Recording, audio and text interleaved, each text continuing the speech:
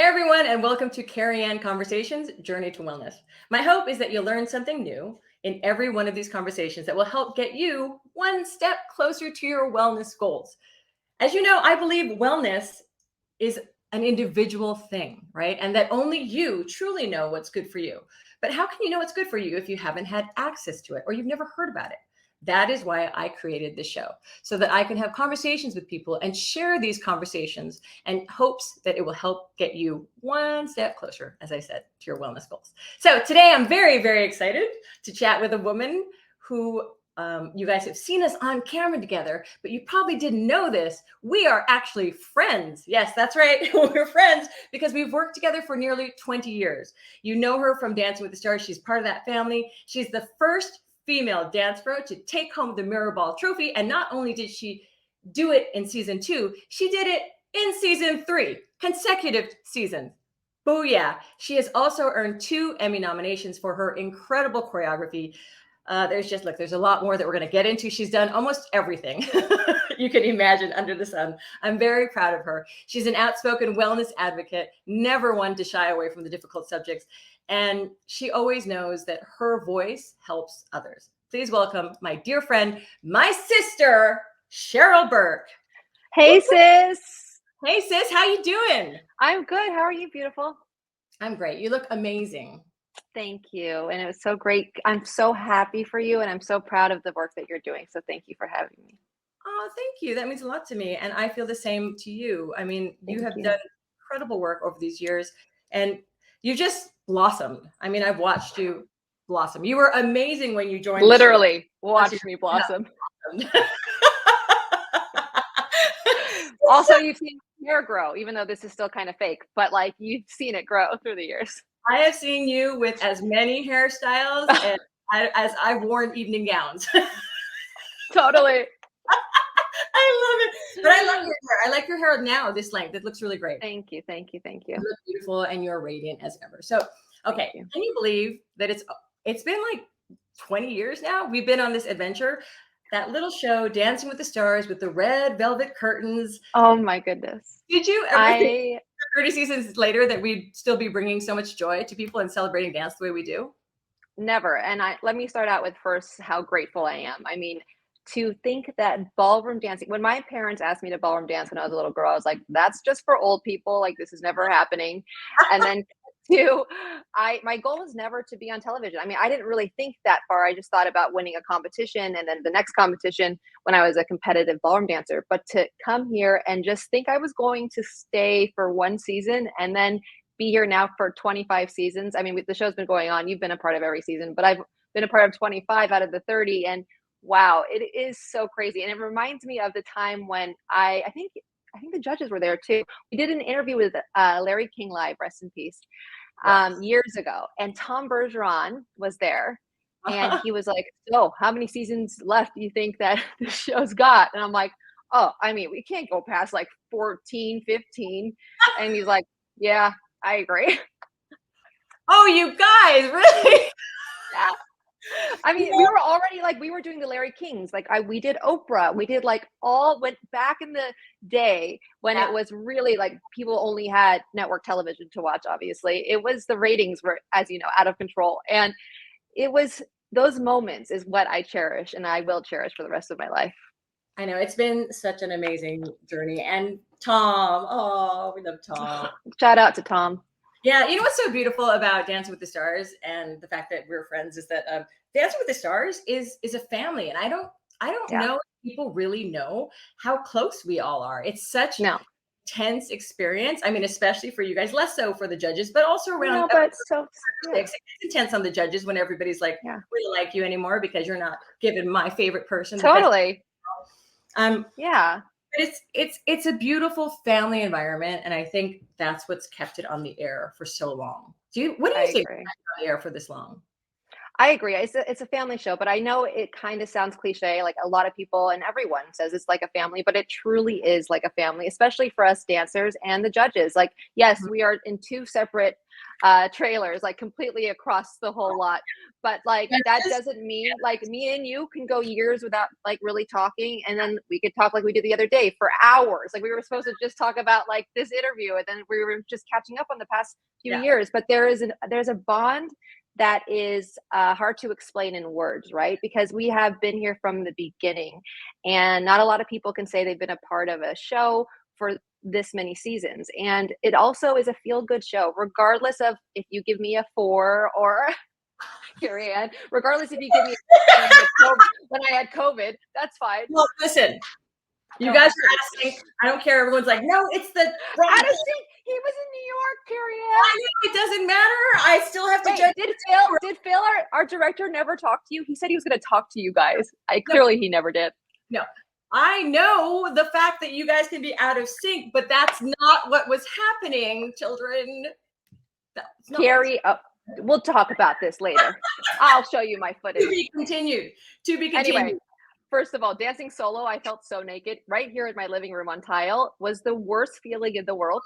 And then dancing like I'm in a see-through little mini get-up, coughing up a lung, and then with fishnets and a fan that I had to get from my garage because I was like, I need Beyonce hair and I need it now. Like I need a wind machine in my face stat. I know, right? And then the things we do at home, I used to have a fan here. I don't know where it went.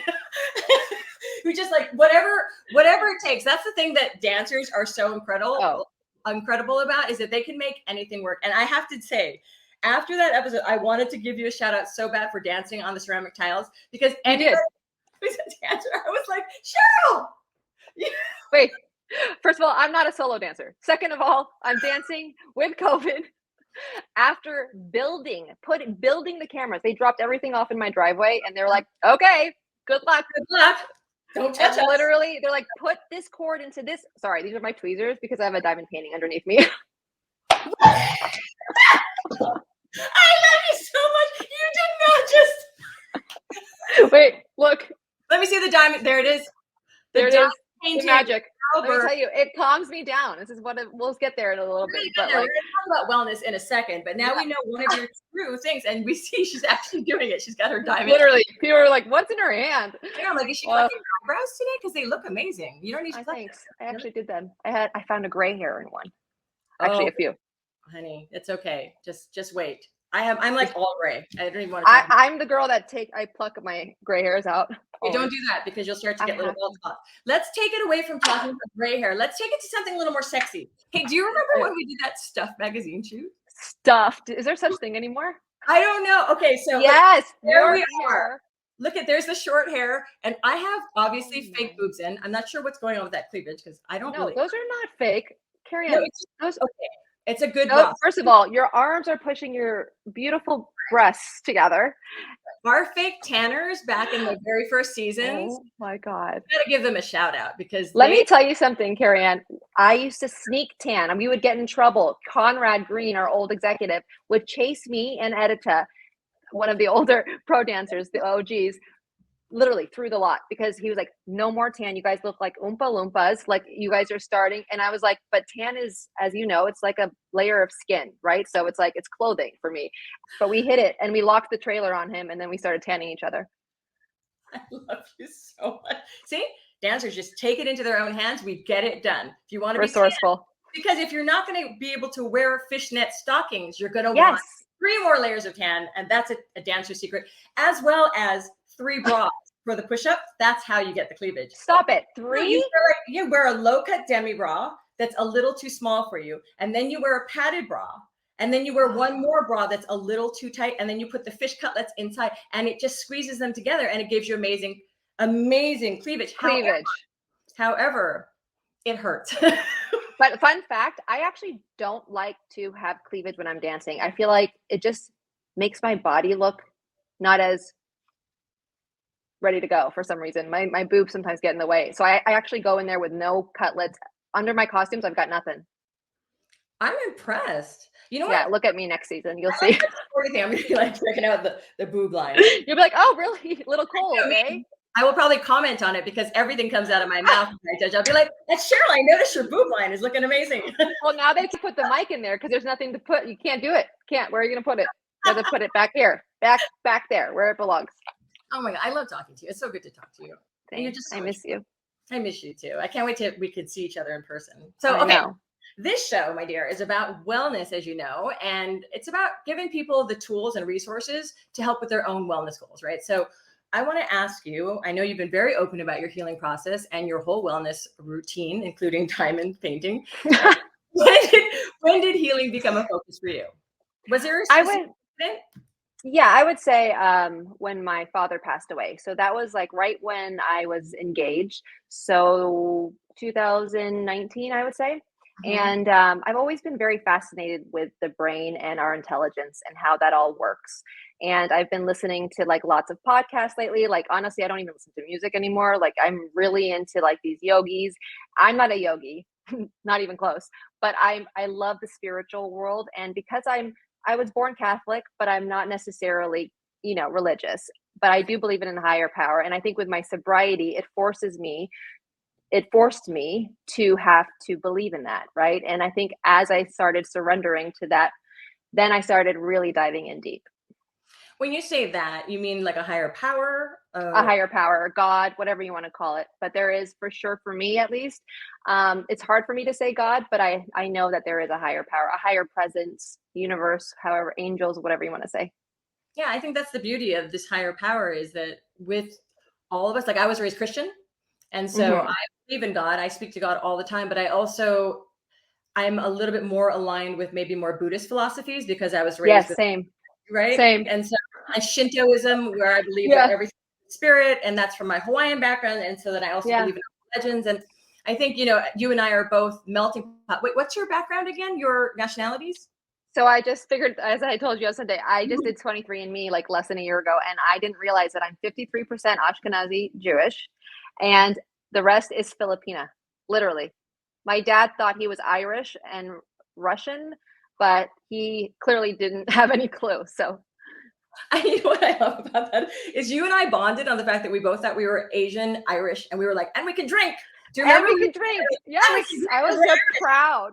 Yeah, because Proud. I'm I was like, and Japanese, Chinese, we don't Irish. get red. We don't get red. We can handle it. Yeah. Cut to now. I don't drink. I Oh, wouldn't say really? that I'm completely sober, like that. I don't drink at all. I'll drink on a very very special occasion. But I've learned that as you just get older, it just takes Mhm. wear and tear on your body, and it's not worth it. But Exactly. you journey to be sober, and how did Mhm. that happen? I've been fascinated with this. Tell me how that happened. Okay, so it happened right after my father passed away. So a lot of life change, big life moments, right, for me, that have changed for, I think, the better. But it was honestly for a vanity reason. I've said this before, but it was like as if my subconscious was rejecting poison, right? And I used to be a proud, um, I would say, functioning alcoholic. And I would literally, not like I was wasted, but nothing would affect me, right? So it was almost like the alcohol, I thought, was what would help me out of my social anxiety. It got me more comfortable. The only time I never had to drink was before I danced, but then I realized the after effects, right? So the after effects of whether I was hungover or I was starting to feel really insecure. And I truly believe that alcohol does that to your brain. Like it really made my thoughts louder and louder. It started questioning and making me feel insecure. And I'll never forget Chad Ochocinco's season. We Mhm. did a foxtrot or something. I literally, my thoughts were so loud, and it was saying, you're going to forget your own choreography. You're going to forget your own choreography. You're going to go out there and you're going to forget. And I forgot my choreography. I swayed the wrong way and it threw him off completely. And after that moment, I was like, okay, well, I just ended up drinking more to quiet my thoughts. And then right before, we got married, Matt and I basically broke out into hives. Like it was the smell of alcohol. I tried everything. Believe me. I was like, let me take a shot of Fireball. Let me try vodka. Let me try wine. All in one. Of course, I'm very excessive. All in one sitting. Go for And it. Full out. Dance. my Yeah. full out, nothing less. And my whole face turned red, the hives though. And so I was like, I cannot do that. And so when I make a decision, and then I quit cold turkey. And I'm not saying that this is right or wrong. And I'm not saying that this way is for everybody, because most of the time it's not. A lot of people go to rehab, whatever, they do to try and just take this whole process one day at a time, because it's really, that's what it is. It's one step at a time. Can I ask, do you go to meetings? Yes, I haven't lately, so I'm not going to say that I'm religious about it, but I do have a sponsor that I check in with every week, as well as 2 therapists, as well as an online course. I'm very excessive. I am Yeah, still an addict. I will always be an addict, right? And that is something that I have to work on daily. This is a daily practice for me. being an addict and changing the direction and of our focus towards wellness, which is what I've also done, makes your life so much better. And then there's this whole world. And then I realized it actually takes a lot of effort to really find true wellness. Because like Yes. these tiers, like you do it at first, you change your diet, and you're, oh well, change a fitness routine, oh well. I see a psychotherapist, oh well. I see this, oh well. And actually what happens is, for me, I keep slipping and slipping. And so you just mentioned that you have a really big team, right? And I think what I'm learning through this process is it takes a team. And even if you can't afford to get a psychotherapist and pay, there's apps that you can use, right? There's so many tangible, accessible ways to get help. Also reaching out to friends, like have one friend that you confess these things to, that understands, that knows more about, is further on the journey and this and that. So for you, you have a wellness team. What is your wellness team? Who is your wellness team? Like, I mean, don't say their names, but I'm just like, what kind of team do you have exactly? I love you. Let me go back to what you were saying. So absolutely, I hear you. And I think the wellness doesn't ever stop, because it is always, I am always a work in progress, right? And I think for me, when I do the up and down roller coaster ride, it's the down that really is the most important. It's like the failure is what creates the success, right? So it's like without that, without feeling like crap, without feeling like, oh my God, I just want to quit, that is a test from the universe. And it's a test to yourself, a testament to yourself, to see how resilient you are, and how, we will survive, right? Like we are stronger than we think we are. And I think it really is. I've realized it's 1 minute at a time sometimes for me. It's not even just one day. One day sometimes is overwhelming. It's 1 hour at a time. It's literally just right now, which focuses me to stay present. But as far as my wellness journey goes, I've had a therapist, and I'm such a huge advocate for therapy. And I understand that not everybody can afford it. But it is important to also not just go to a friend or a family member. You want to go to someone who's not biased, right? Like you want to be able to, if you're ready for it, mind you, baby steps. So like therapy has been instilled in my body and in my lifestyle, because of when I got sexually molested when I was a little girl. My mom made sure I was in therapy right away. So, and then it was up to me when I moved here to Los Angeles. It was like when I was 22, it was like season 4 or 5. I was like, uh-oh, cuckoo. Like I definitely need to go and talk to somebody, because that was what the start of my partying journey, right? And it is for me, because I'm very curious, and I think it's also curiosity is what continues, for me at least, makes me want to wake up in the morning, right? Because I just really love learning.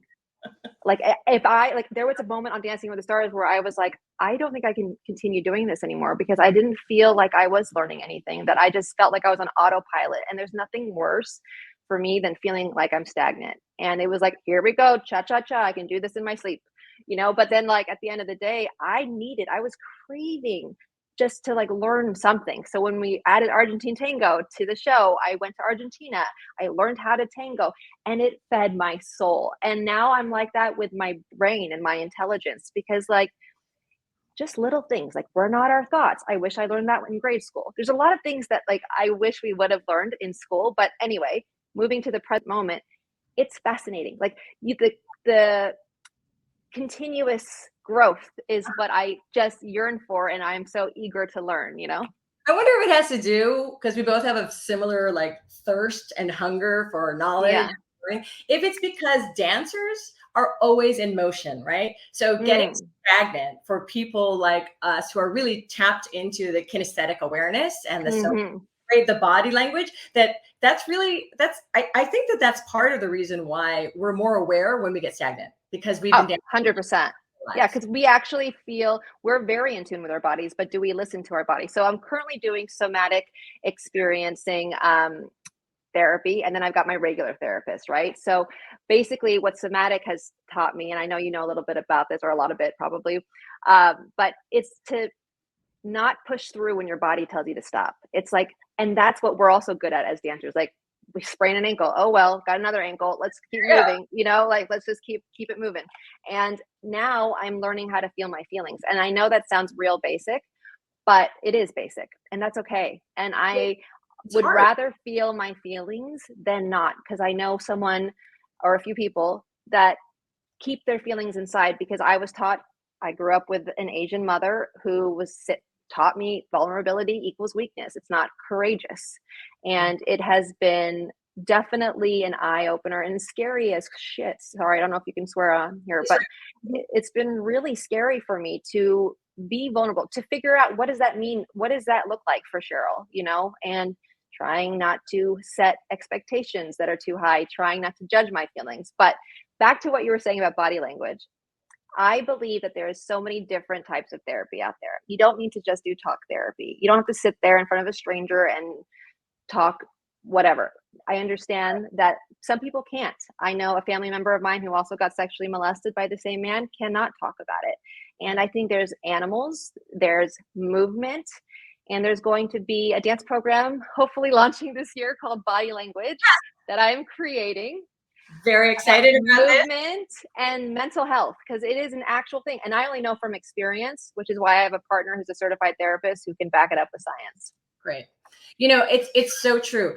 My first experience of dance was when I was 4 years old, and it was like we ran around in an open air pavilion in Hawaii, and it wasn't labeled as dance. It was more just expression, right? Because energy has to move, right? So when you look at the science of it, energy has to move. Our bodies need to express ourselves. Also, I worked with an organization called Dre's Dream a while ago, and it's pediatric cancer movement therapy. Wow. And it's really powerful because the body never lies, right? And I think as a judge, whenever I'm watching, I can learn so much about a person, and that it like informs my judgment and for the critiques that I give to people, because the body doesn't lie. I can tell when somebody's really tense. I can tell when somebody's really scared. I can tell when somebody that's why I'm always encouraging people to shake it off, or like to push it far enough so that they fall, because once you get past that point, then it's so much easier. And I think, is that part of what you're for the body language, your new program that you're starting with somatic movement?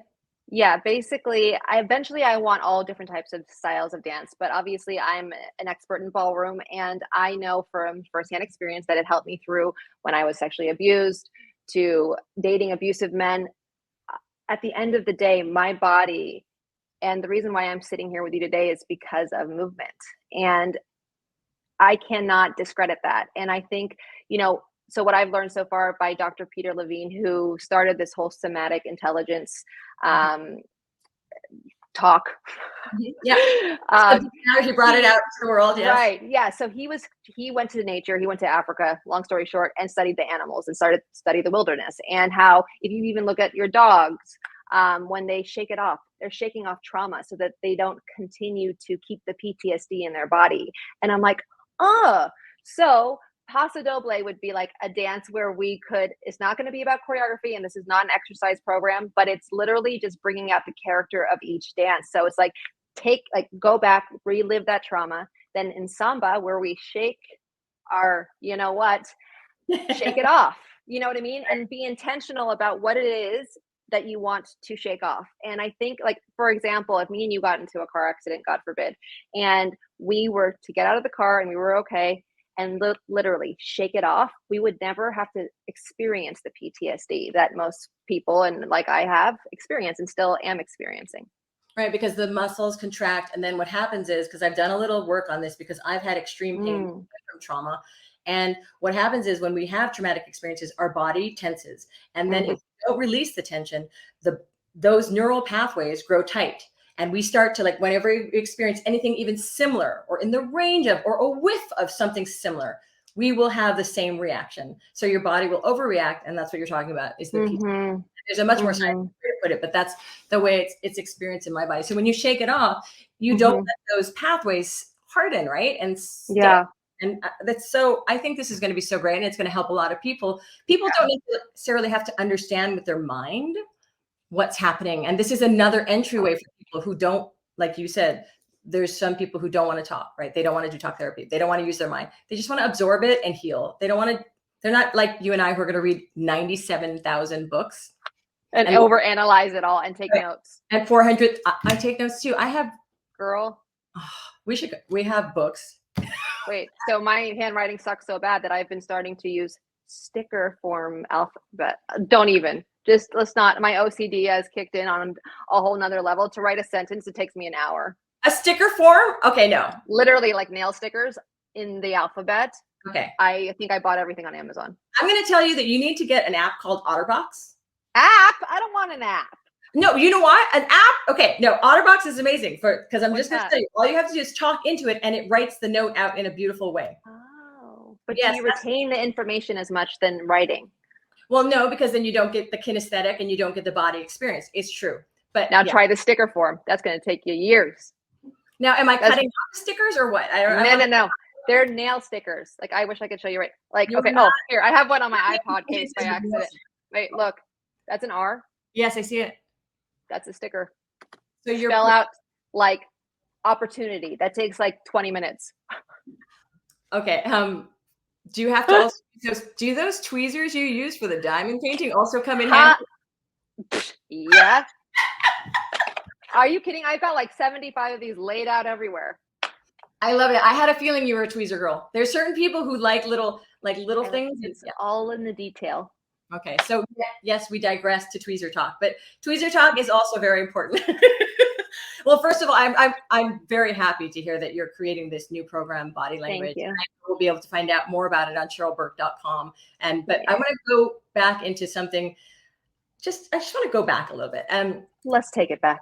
I just want to talk a little bit about Dancing with the Stars again. I want to go back. Can I just show you my latest diamond painting though? Like actually, it's like screaming your name. I'm going to give it to you for Christmas. Oh my God, really? I love it. Look, oh my God, I am more proud about this than a mirror ball trophy. Let me tell you. That is beautiful. Can I ask how long does it take to make one of those?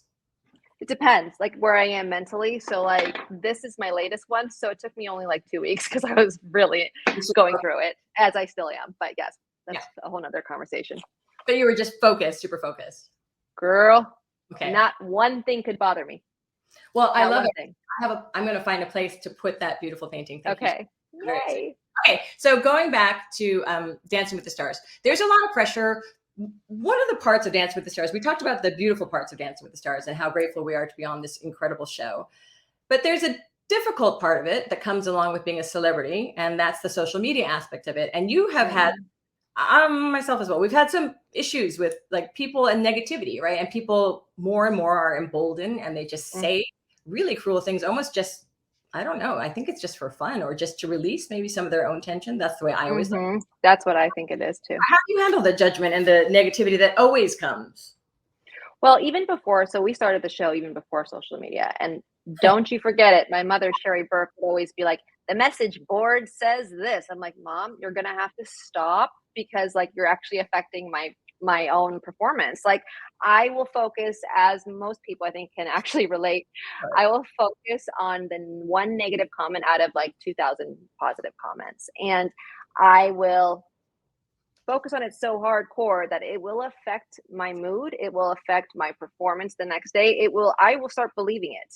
And I've made a conscious effort into just taking off the app off my phone. So I did that last season. Actually, AJ McLean, my partner before Cody, the season previous from last, he does not have any social media on his phone. And it really helps because like, regardless, all we want, we're entertainers. We want a reaction.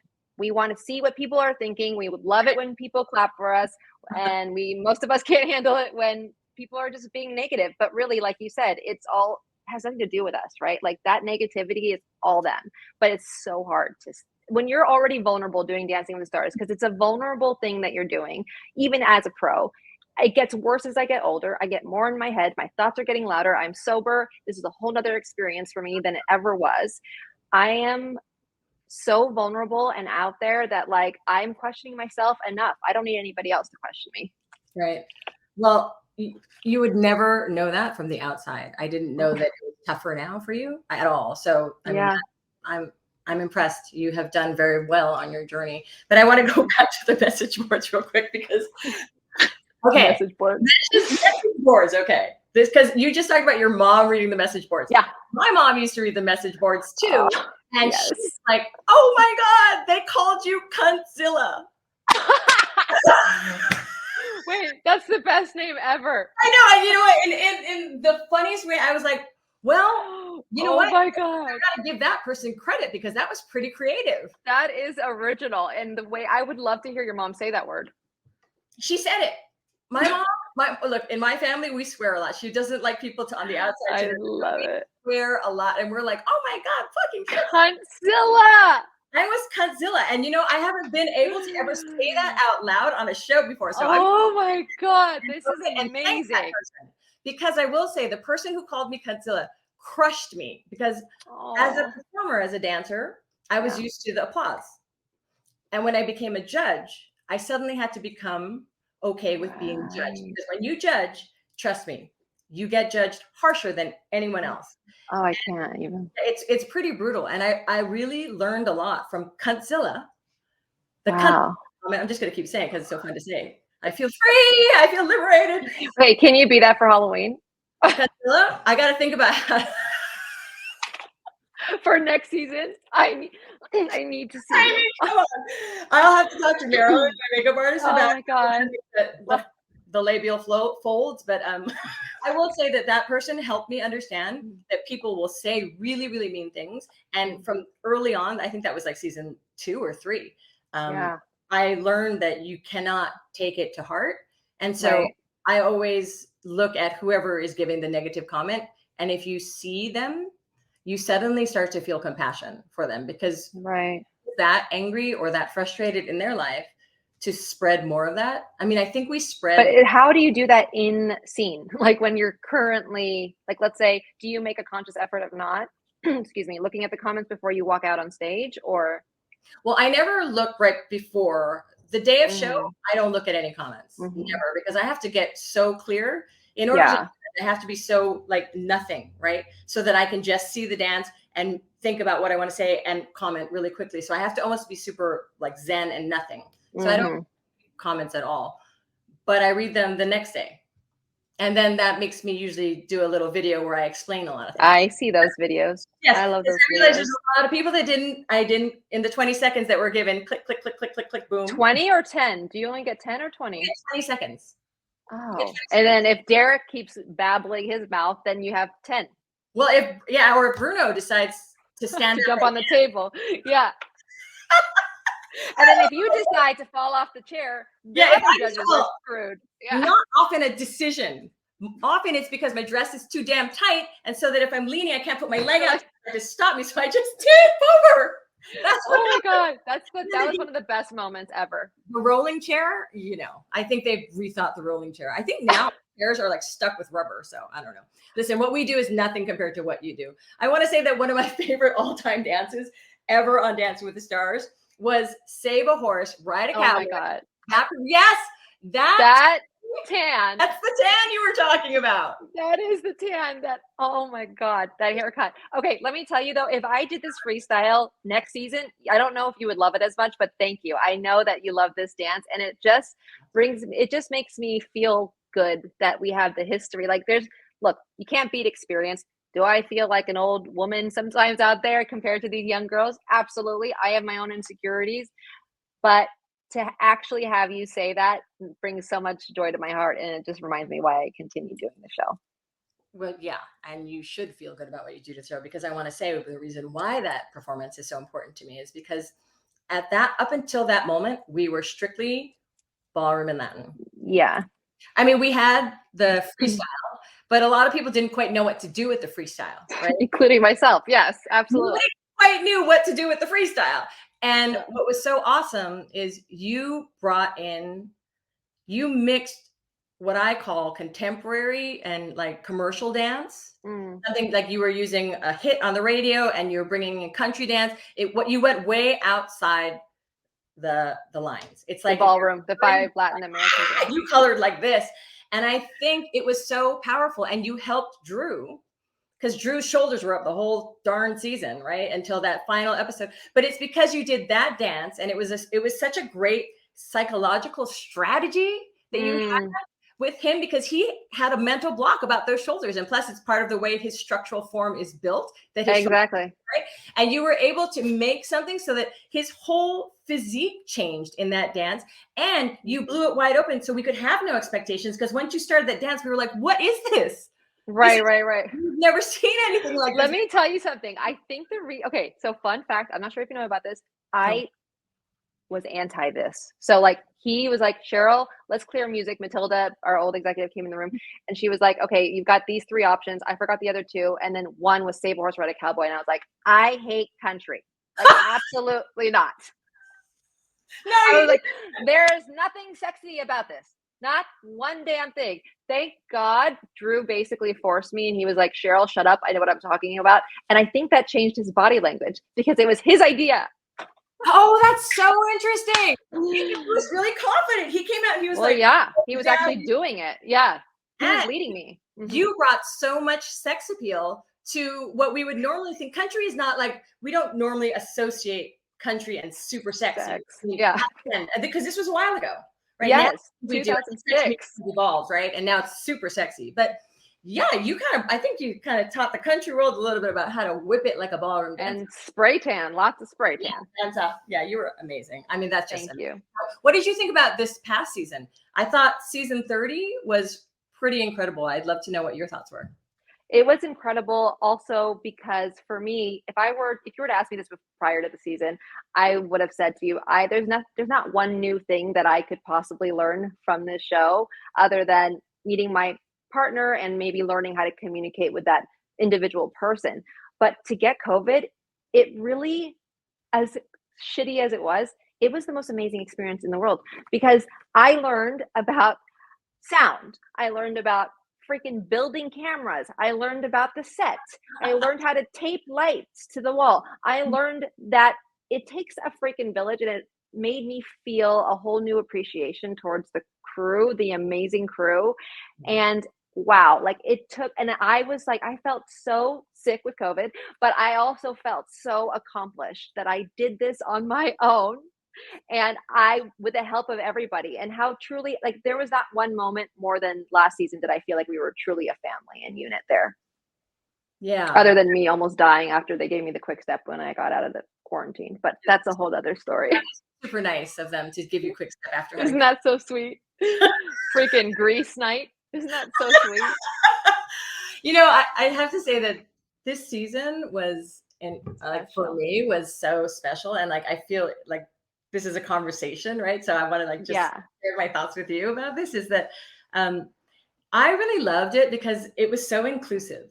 I thought like we've always been pretty inclusive. We've had a lot of people that you wouldn't expect to do a ballroom dance Latin competition come on our show and do amazing and prove to people. Like Amy Purdy is one of those that stands out. Galloway. We've had some really incredible people, but this season, it just felt like we really represented the world, you know, and I thought artistically as well, like we were tapping into, we went further than ever. I think this year the competition was tougher than it's ever been, at least from the judges table. It felt each week I was like, I don't know who's going to win, what is happening. And usually you can kind of get a sense of who might be top 3. This year I had no idea. Did it feel like that from where you were as well? Yeah, it was like we looked past the technique, right? Like, because it wasn't necessarily a technical season. It was the heart, the journey. And it was the journey with your individual partner. And then it was the journey between like everybody. Like if we were able to go out, if the pandemic wasn't there, we would have gone out and had fun. Like those are the cool moments. Like it's been a while that I could say that everybody just loved each other, and everyone, like, to see Cody hang out with Jimmy and, you know, back where we have our trailers, and Aman, and just like, you would never think Cody would be like besties with Aman, but like they were besties. Like it was such a beautiful experience. And even when we had COVID, to see like everyone supporting us and to feel the love, it's been a while. And I have to say this season brought back the heart of the show, I believe. It really did. And even JoJo Siwa with her incredible Amanda. Right. That goes down in the books. Oh, I'm a little cold here. Clearly. I love cold. Oh, I'm sweating. Like I am a sweater. But you're missing the point is, Oh my God, oh my God, you are so Cheryl. close. I just put on a Cheryl Burke. I was like, what? How cute is that sweater? That shiitake colored sweater. Real quick, You're not cold. You just wanted to. Oh, you're so cute. Say what? You look at that. See, fly girls come. Yeah, get it.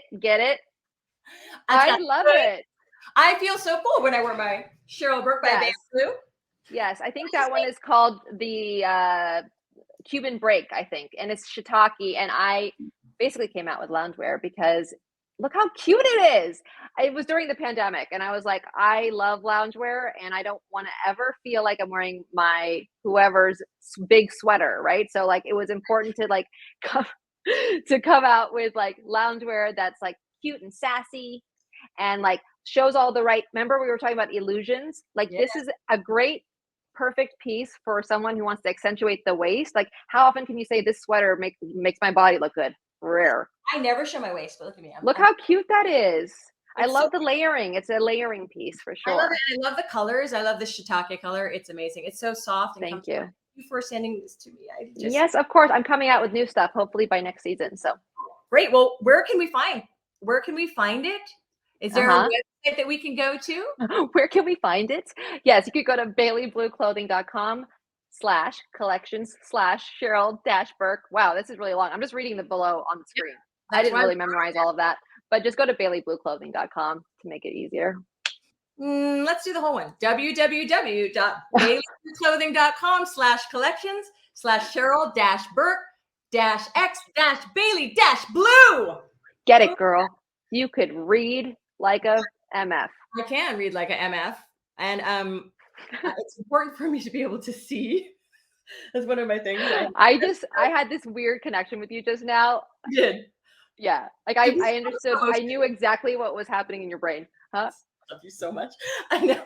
I sometimes when you're out on the dance floor, there's moments I can just feel you. I feel you, girl, when I'm like literally when we didn't have an audience, I felt you breathing down my neck, but I felt your emotions. Yeah. I was like, AJ, you have to sing to me because I could write out a whole thing of what Carrie Ann's saying or thinking right now, and it's crazy.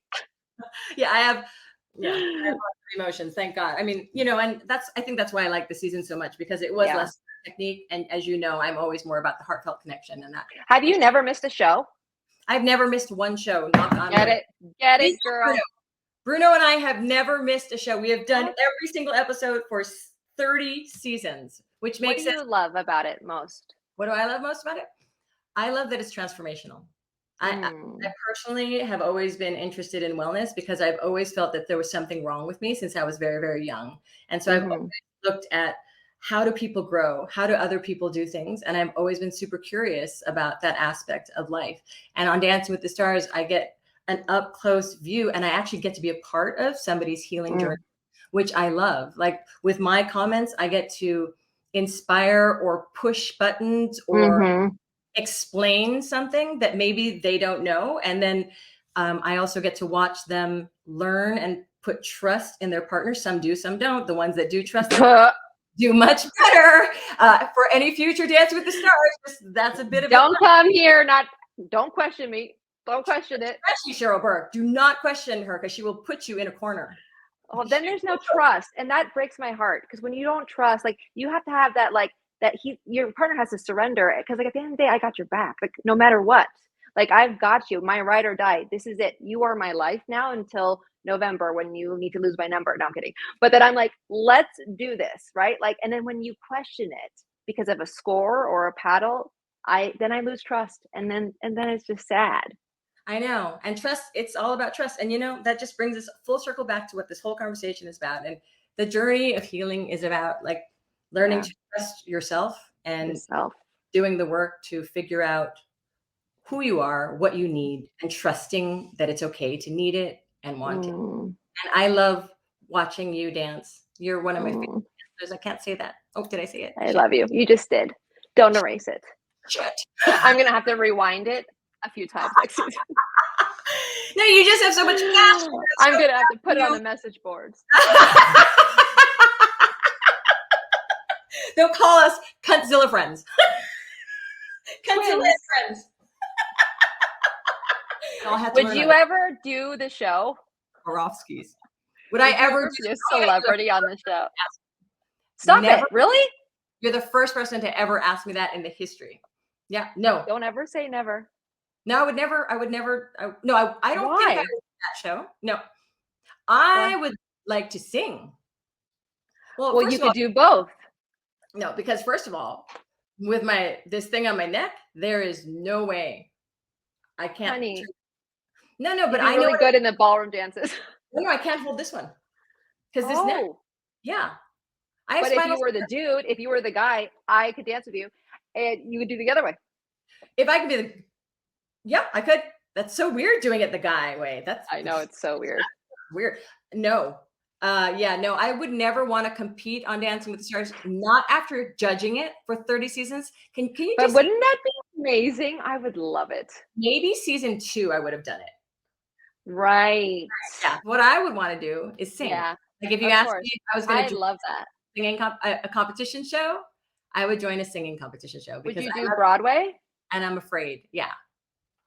Because my career started as a singer and then it like didn't go well. So then I have like PTSD around it, right? Oh, And so then I was going to do Broadway and then I developed nodes in my throat. But then I was like, okay, no. I'm going to sing. So at some point I'm trying to figure it out. Okay, my love. It is so great to see you. And thank you so much. And I just want to say once more, everybody who wants to find out more about this amazing loungewear collection, of which she is having a new collection coming out soon, let's check out that website one more time. It's www.baileyblueclothing.com. Wait, I said it wrong. www.baileyblueclothing.com/collections/Cheryl-Burke-X-Bailey-Blue. That is really fun to say. And if you want to make it simple, you can just go to CherylBurke.com and there's a lot of information there. Cheryl-Burke. What's up with the dashes? Cheryl Burke was taken. Cheryl Burke was taken. Who took your website? Who knows? Probably the person sitting outside my house right now. You know who I think took it? The Who? author of Cuntzilla. Cheryl Burke II. Full circle moment. All right. I love you, sis. I love you. I'll talk to you soon. Thank you so much for making time today. Mwah. So proud of you. I'm proud of you too. Bye. Aw, how much fun is that? You see, everyone always says, oh, you hate this person. You don't like that person. You know what? Everyone on Dancing with the Stars is a family.